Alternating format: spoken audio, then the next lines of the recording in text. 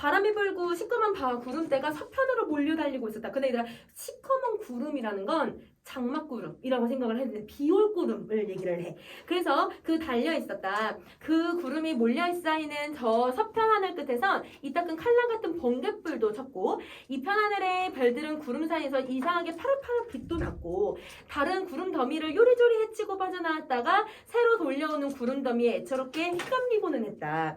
집집의 굴붕들은 깊숙하고 싸늘한 빛으로 물들고 대기에는 차가운 물기, 그러니까 비 올 것 같은 그런 느낌을 계속 자아내고 있는 거죠. 근데 우리 대부분 비라고 하는 건 약간 어떤 느낌을 주냐면, 비는 얘들아 우중충해.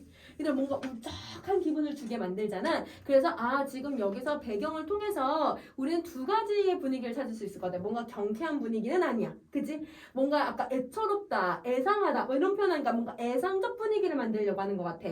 자, 그다음 두 번째, 우울한 감정과 불길함의 정서를 만들어내는데요. 그걸 어디서 나오냐면 그 다음 문장에 나와요. 철과 나는 땅 위에서는 무언지 불길한 느낌이 들도록 차단한 정적이 흘렀다. 그러니까 불길하다라고 하는 느낌을 서술자인 내가 계속 받고 있는 거야. 그러면 빈칸에다가 여러분 여기서는 분위기를 형성해 준다. 그리고 여러분 우울한 감정과 혹은 여러분 불길한, 선생님 칸이 조금 작긴 하지만 불길한 이런 정서를 유발하고 있다라고 정리해 주시면 될 것 같아요. 자, 그 다음에 네 번째, 철과 나는 이 베란다 위에 앉아 있었다. 여러분 나라는 말 나왔으니까 내가 철에 대한 이야기를 계속 들을 거란 말이에요. 그러면 1인칭 관찰자 시점을 사용을 할 거다라고 정리를 해주자. 1인칭 관찰자. 자, 그리고 막연한 원시적인 공포심 같은 소심한 느낌에 사로잡혀서 무한정 묵묵히 앉아 있었다. 그러니까 얘들아, 이게 왜 공포감을 느끼냐면 배경이 이런 역할을 하고 있고 지금 철과 대화를 나누기 바로 그 직전에 내가 이런 감정을 느끼고 있는 거야. 자, 철은 먼 하늘에 시선을 둔 채 연방 담배를 피웠다. 자, 얘들아, 우리 여기서 선생님 거기 안 써놓기는 했는데 안 써놓은 것들은 필기를 좀 할 거예요. 여러분, 우리 소설에서 술이나 담배가 나타나잖아요. 그러면 여러분 대부분 우리 고전 시가에서의 술은 흥취를 고조하고 근심 해소의 의미가 있지만, 여러분 소설에서 술과 담배는 여러분 대부분 내가 근심을 해소하기 위해서 이걸 해. 그래서 여러분 얘는 근심을 해소하는 역할을 한다. 근데 근심을 해소하려고 노력은 하는데 정말 해소가 될까? 해소가 되지는 않아. 일시적 해소야. 그래서 여러분 이게 뭔가 일시적인 모습이고요. 그리고 계속 답답함을 느끼고 있다는 것을 부여를 해주고 있는 거야. 자, 그 다음에 이렇게 한동안 말이 없이 앉아 있다가 철은 문득 다음과 같은 얘기를 들려주었다. 그럼 얘들아, 철이 이야기를 시작하는 거죠. 이거를 이제 우리는 액자식 구성이라고 해요. 자, 그러면 액자식 구성은 정말 액자처럼 이렇게 생긴 애들을 얘기하잖아요. 자, 그러면 지금 이 바깥에 있는 외부 이야기는 나하고 철이가 이야기를 하고 있는 거야. 그치? 그러면 나라고 하는 서술자가 철에 대해서 혹은 여러분 내가 지금 철의 이야기 들은 것을 전달하는 역할을 하고 있는 거고, 그러면 이 철이 여러분 이야기한 게 이 내부에 있는 이야기가 되는 거죠. 그러면 내부의 이야기를 그냥 철의 목소리로, 철이 1인칭 관찰자나 1인칭 주인공 시점으로 얘기해도 되는 걸 왜 굳이 나라고 하는 사람을 또 설정해서 외부 시점을 만들었을까? 외부에도 이렇게 시점을 다르게 설정한 이유는 뭘까? 그거는 여러분 요거예요. 신뢰성을 주려고. 이야기의 신뢰성이야.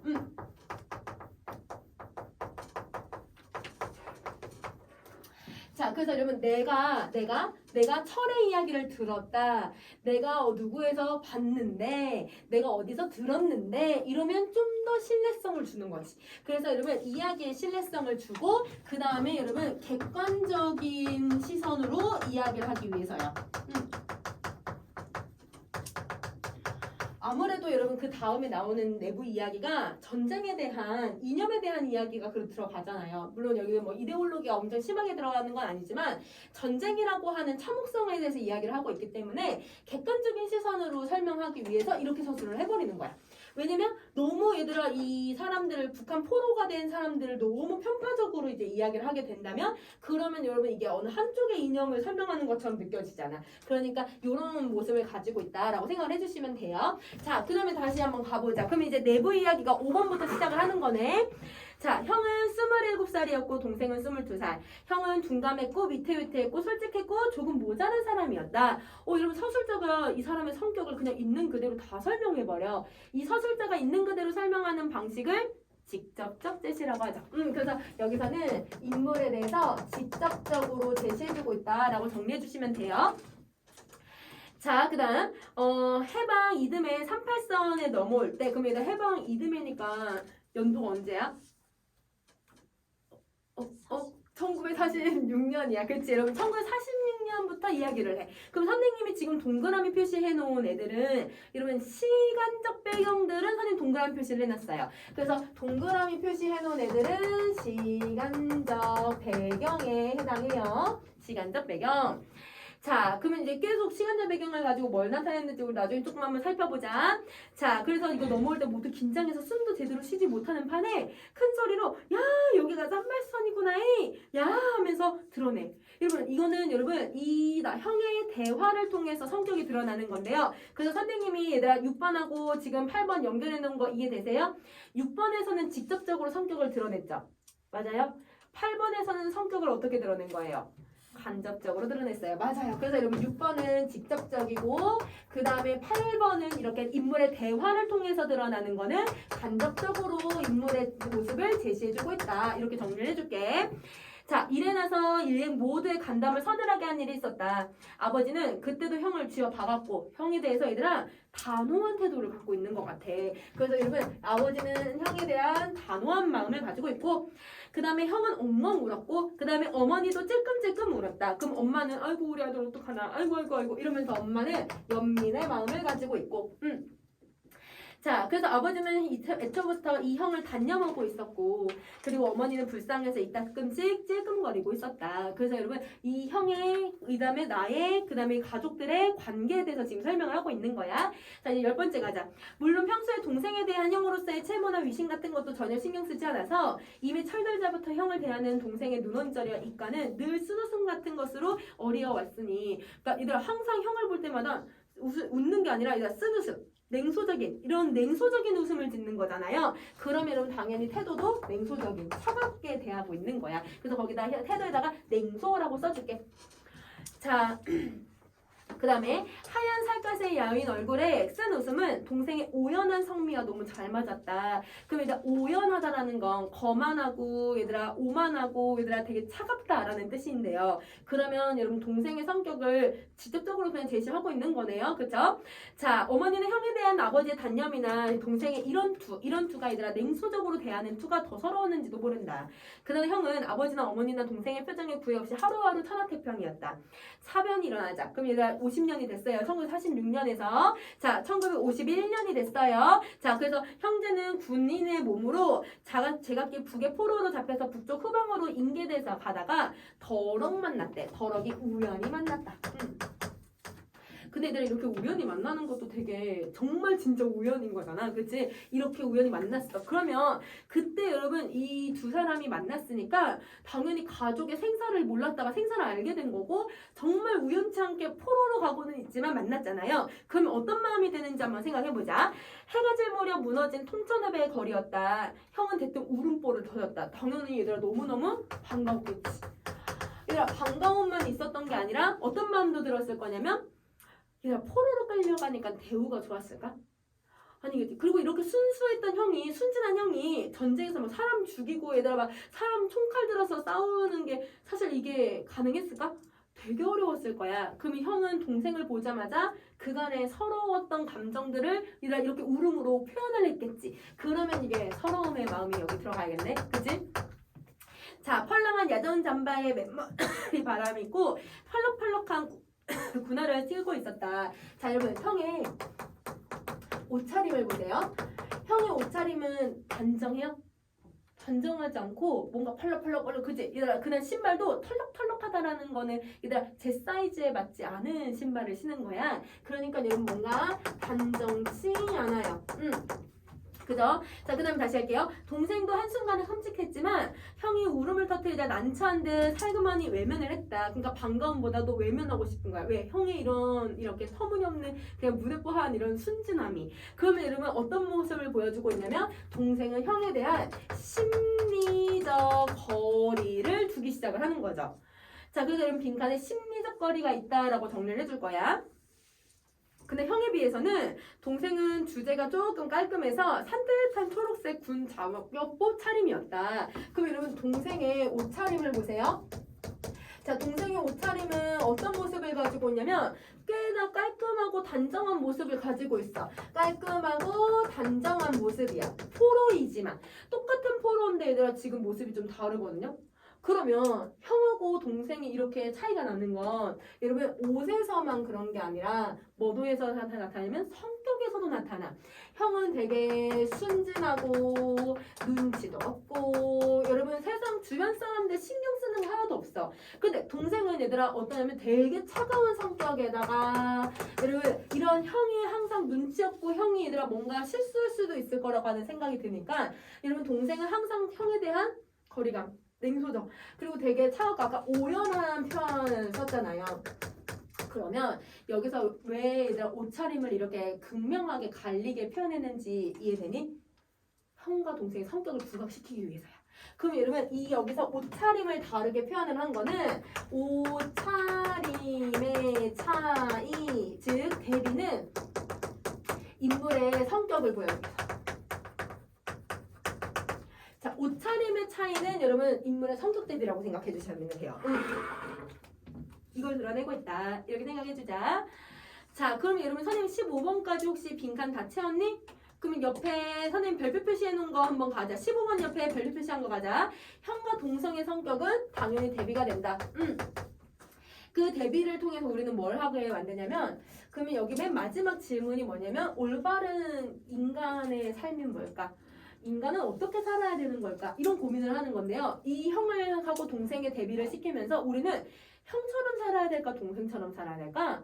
아니면 형과 동생의 인생은 정말 옳다고 할 수 있을까? 우리는 이런 의문점을 계속 갖게 만들어. 그래서 여러분 올바른 인간의 삶이 무엇인지를 계속 성찰하게 하는 효과를 갖는다라고 생각해 주시면 돼요. 독자에게 성찰하는 효과를 갖는다. 혹은 여러분 이 동생에게도 그런 성찰의 효과를 갖는다라고 생각을 해줄 거야. 자, 그 다음에 이제 16번 10월달 밤이라 꽤 선을 했다. 멀리 초일의 달 밑에 태백산 줄기가 서늘하게 뻗어 있었고 형은 동생 곁에 누워서 잠시고 쿨떡거렸다. 이른 모두 잠들었을 무렵 경비병들도 사라진 불 곁에 앉아서 잠이 들었고 하늘 한복판으로 이따금 끼룩끼룩 밤 기러기가 울면서 지나갔다. 근데 자, 형도 울고 있지? 맞니? 꿀쩍거리고 있어? 근데 기러기도 울면서 막 지나가. 그러면 여러분 약간 어떤 거냐면 감정이입까지는 아니겠지만 그들이랑 뭔가 분위기가 울적하고 애상한 분위기를 계속 만드는 거죠. 그래서 이 작품은 이렇게 배경을 묘사해서 여러분 계속 분위기를 만들어낸다라고 생각을 해주시면 돼요. 분위기 형성이라고 써줄게요. 자, 20번 중요한 부분. 형은 고향과 가족 생각에 쿨쩍쿨쩍하면서 여러분 넋두리를 하지만 동생은 아무 반응이 없어. 아직도 형에 대한 거리감. 그럼 얘들아 어디다 동그라미 표시할 거야? 얘들아 몸에다가 동그라미 표시해줘야지. 그치? 자, 사흘째 되던 날부터 형은 경비병에게 얻은 밥 한 덩이를 얻어서 동생과 나눠 먹게 돼요. 그럼 자, 이 밥 한 덩이는 그러면 이렇게 생각하면 밥 한 덩이는 이런 의미겠다. 우선은 형이 얘들아 되게 그래도 친근한 성격이라는 거를 계속 보여주고 있는 것 같아. 다른 사람한테 되게 친근하게 대하고 있는 거잖아. 아, 그래서 형의 친근한 성격. 경비병한테 이걸 얻어올 정도의 약간 너스레와 그런 모습을 보여주고 있을 것 같아. 자, 그 다음 두 번째는 이걸 얘다 경비병이 줬잖아요. 그럼 경비병에 최소한 인간적으로 이 사람을 대우해주는 거야. 그러면 최소한의 대우야. 그러면 최소한으로 이렇게 인물을 생각을 해주고 그 다음에 형은 이런 친근한 성격이 있으니까 이렇게 아마 했을 거다라고 하는 걸 우리 두 개를 찾을 수 있을 것 같아요. 선생님 하나만 써놨잖아요. 여러분이 두 개 써주시면 돼요.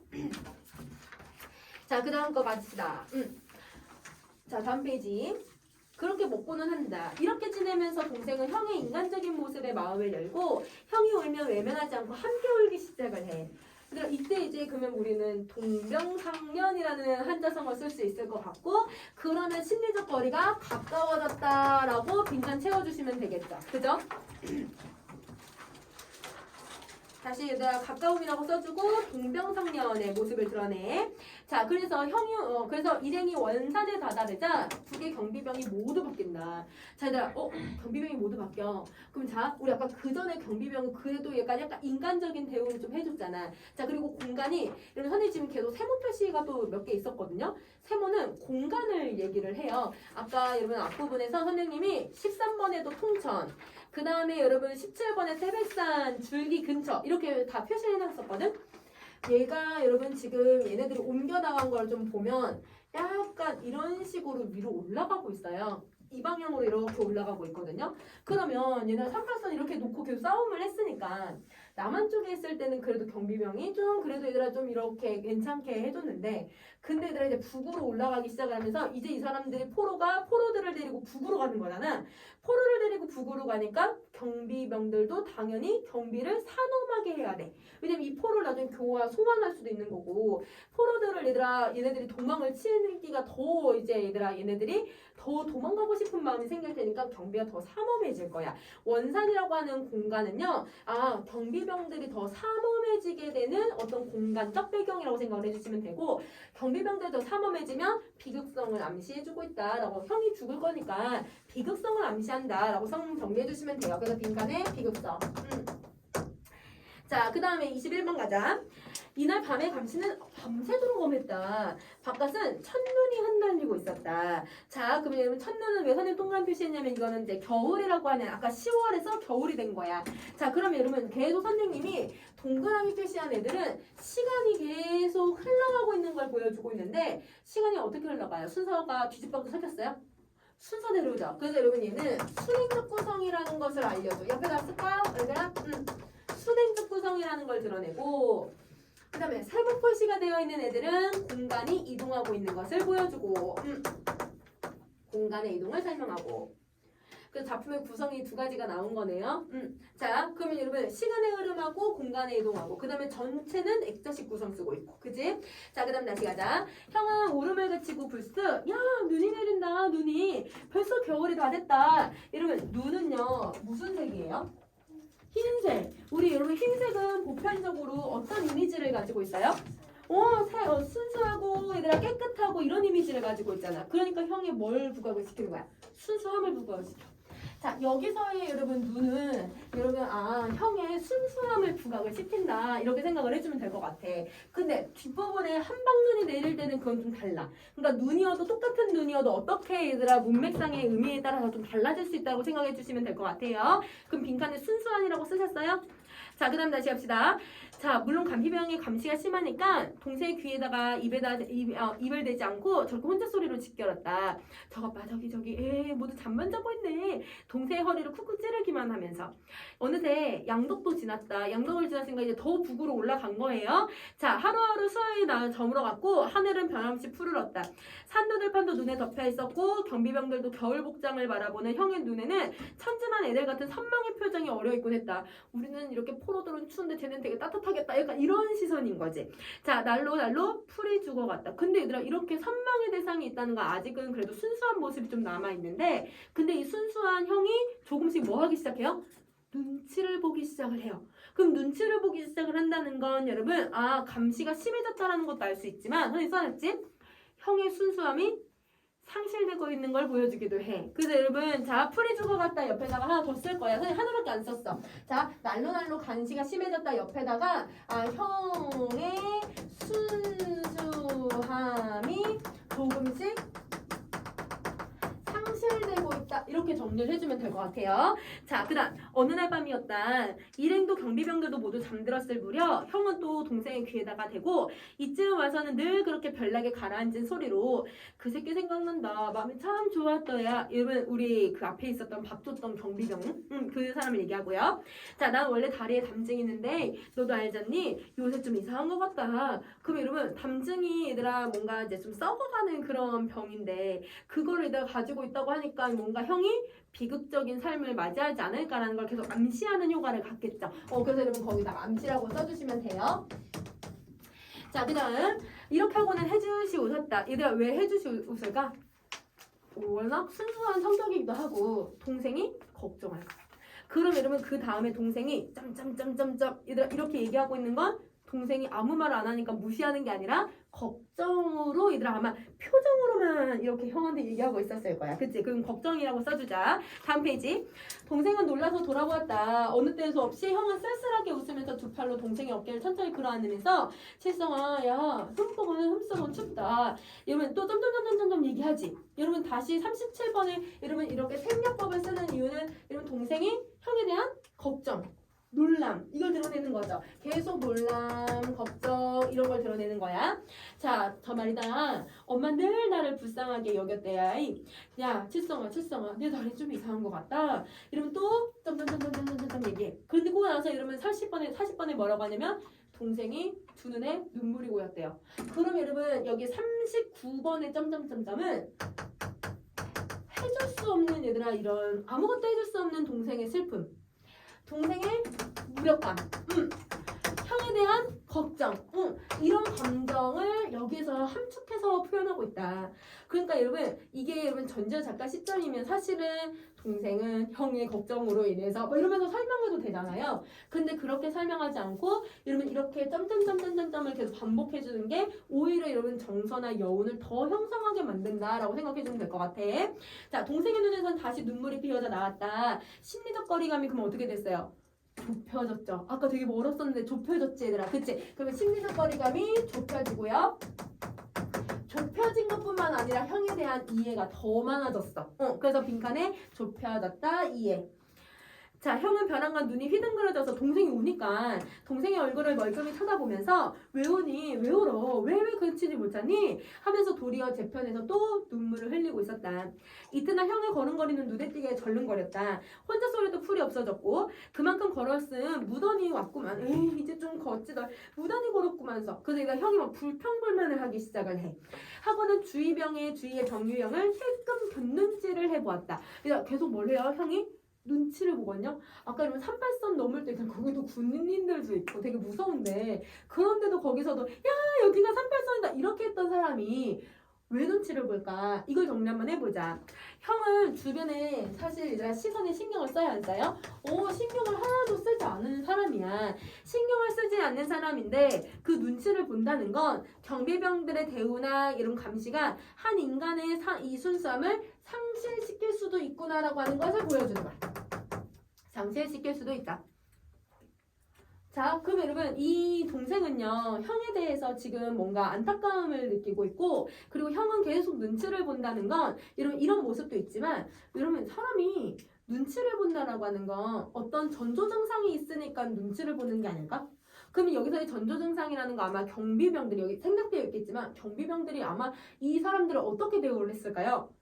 되게 포갑적으로, 그 다음에 억압하고 폭력적으로 이런 것들을 계속 대우했던 걸 형도 애들 계속 눈으로 보니까 아니면 형도 한번 이미 맞았을 수도 있어 얘들아. 그러니까 이런 거를 눈으로 보니까 아 이거는 내가 계속 눈치를 봐야 되는구나라고 하는 걸 느꼈기 때문에 이런 행동을 했다라고 생각해주면 되겠지?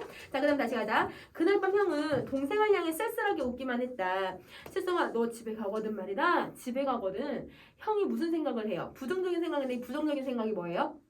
자기가 죽은 거. 그렇지? 자신의 죽음을 생각을 해. 자, 하고는 또 무슨 생각이 났는지 펄쩍 웃으면서 에이 무슨 소리라니. 내가 집에 갈 때는 나도 같이 갈 텐데. 안 그러니? 내가 정신이 빠졌어. 이러다 갑자기 왜 50번에 말을 바꿔? 동생이 걱정하니까. 이거 동생에 대한 걱정 때문에 동생이 자기를 걱정할 거라는 걸 알기 때문에 아까 앞에서도 동생이 나 걱정하면서 울었잖아. 동생이 걱정할까봐 이렇게 하는 거야. 자, 그 다음에 한참 뒤에 또 동생의 어깨를 그라면서 야 칠성아 동생의 얼굴을 똑바로 쳐다보기만 했다. 저기 봐봐 선생님이 이렇게 화두를 딱 꺼내고 말을 아무것도 안 하면 여러분이 다 선생님 봤거든?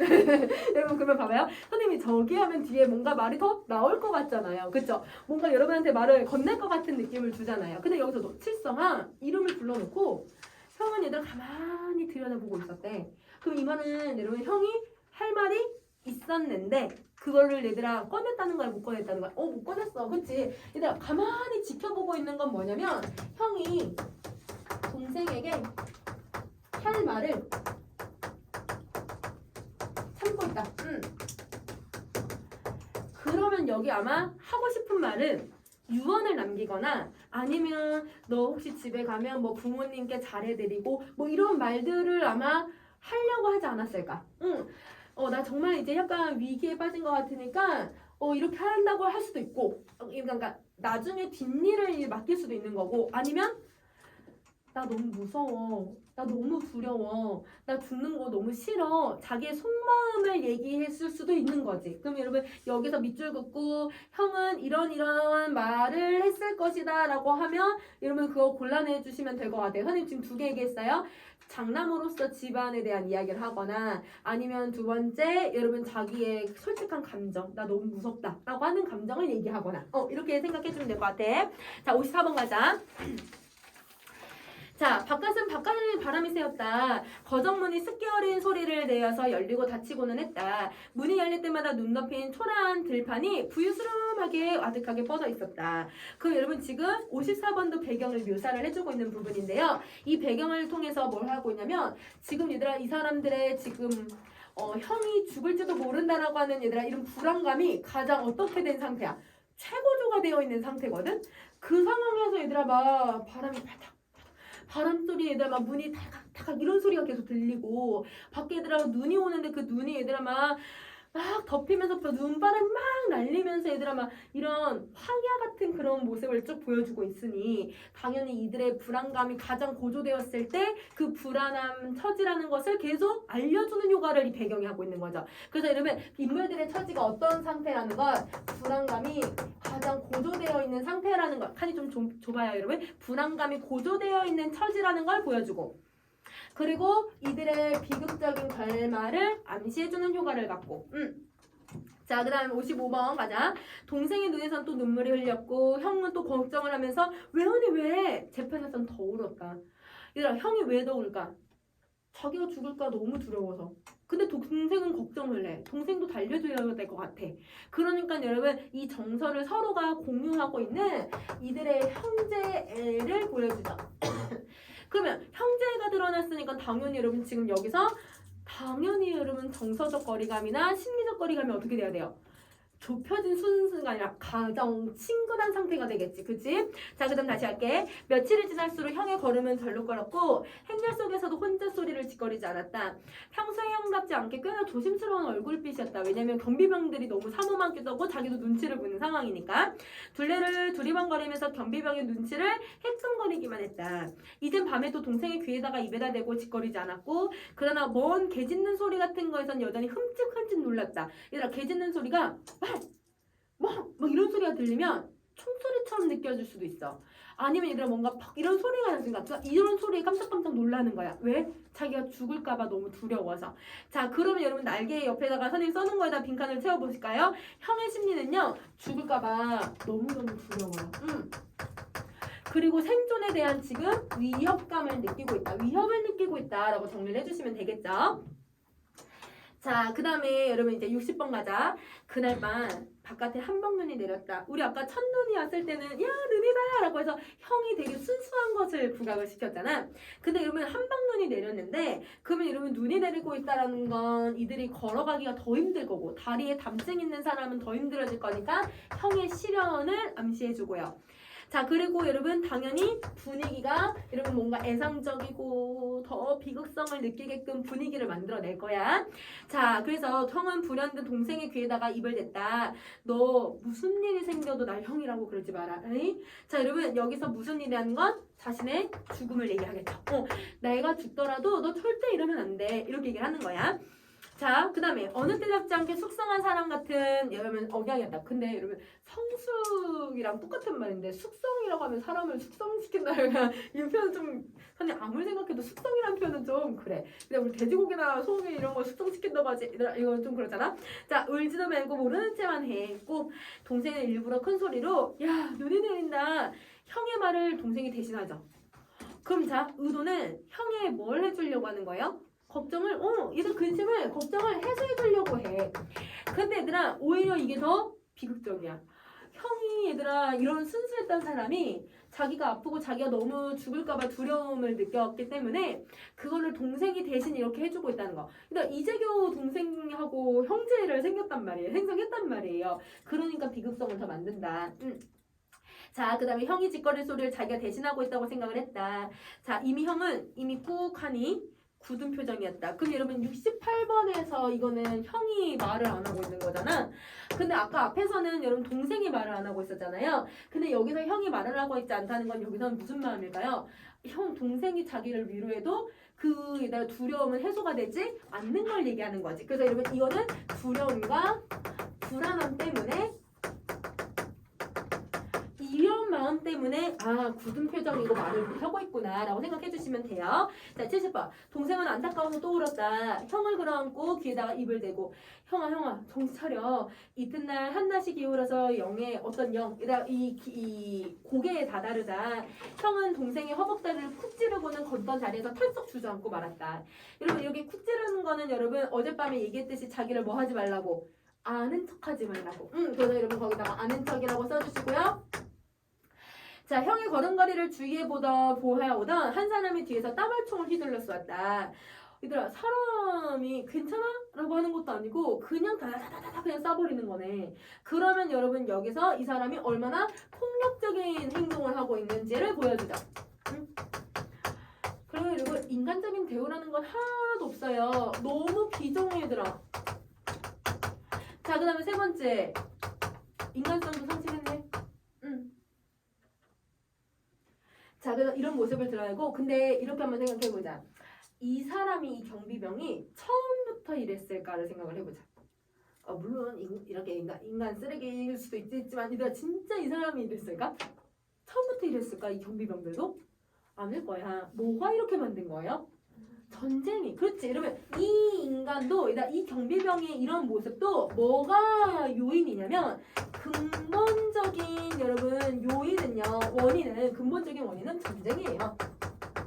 전쟁이 얼마나 사람을 이렇게 비정한 인물로 만들어내는지를 이런 비참함을 보여주고 있는 거야. 자, 그럼 다시 할게. 그럼 며칠을 더 살겠다고 75번. 며칠을 더 살겠다고 뻗뜻대길 그러면 이미 이 사람을 알고 있어. 봐왔던 거지. 언제 주저앉나 기다리고 있다가 그냥 총을 쏴버린 거야. 자, 그러면 여러분 이제 이 형이 죽었잖아요. 그러면 그 당시 이제 포로였으니까 형의 시체를 여러분 잘 화장하거나 아니면 뭘 해줬을까? 안 해줬을 거야. 그러면 동생은 비통한 심정을 가지고 포로 생활을 하다가 이제 풀려났겠지. 자, 그럼 이제 다시 가보자. 철의 얘기랑 대강 이랬다. 철의 얘기를 그럼 75번까지를 전개한 거잖아요. 그럼 76번에서는 우린 다시 뭘 할 수 있냐면 내부에서 외부로 얘들아 바뀌었다라는 걸 알게 해주고요. 여름 날씨랑 변덕도 참 심했다. 금세 한 소나기가 쏟아질 것 같던 서편 하늘에 구름이 어느덧 씻은 듯이 없어졌고 온 하늘에는 별들이 새파랗게 깔려있고 초일의 달이 한복판에 혈전이 걸려져 있다. 바람이 싱싱 더 세차게 불었고 집집의 지붕들은 깊숙하고 싸늘한 빛으로 물들고 땅 위는 차단한 정적이 흘렀다. 근데 여러분 77번의 이 배경 묘사가 이러면 어디랑 약간 대응이 돼요? 맨 앞에 첫 부분의 묘사랑. 그치? 그럼 여러분 지금 77번의 배경 묘사는 첫 부분의 배경 묘사와 대응이 돼요. 그럼 이렇게 뭔가 이미지나 내용이 대응이 되잖아요. 그러면 여러분 이미지에 이런 약간 구조적인 안정감을 만들어내거나 통일성을 부여해주고 이런 것이 주제나 어떤 분위기를 고조시키고 심화시키는 역할을 하고 있다라고 생각해주면 될 것 같아. 그러면 여전히 얘들아 좀 이런 불안함, 여전히 여러분 우울한 이런 감정들은 여전히 느끼고 있는 거야. 날씨가 개고는 있지만. 자, 뒷부분 줄거리. 철은 나에게 형제 중에 누가 더 둔감했는지를 물은 후에 동생이 만포진 수용소에 있다가 포로교환 때 나왔다고 말한다. 그리고 자신이 어릴 적 이름이 칠성이었다는 걸 고백하면서 현실에 순응하면서 살았던 자신의 삶이 옳은 것인지를 회의한다. 그러니까 이게 얘들아 올바른 인간에 대해서 지금 철이는 항상 고뇌하면서 살았다는 거잖아요. 그러면 여러분 거기에다가 이제 맨 마지막에 올바른 인간적 삶에 대한 고뇌를 계속 해왔다. 이걸 여러분 좀 생각을 해주시면 되는데 우리 이렇게 한번 생각을 해보자.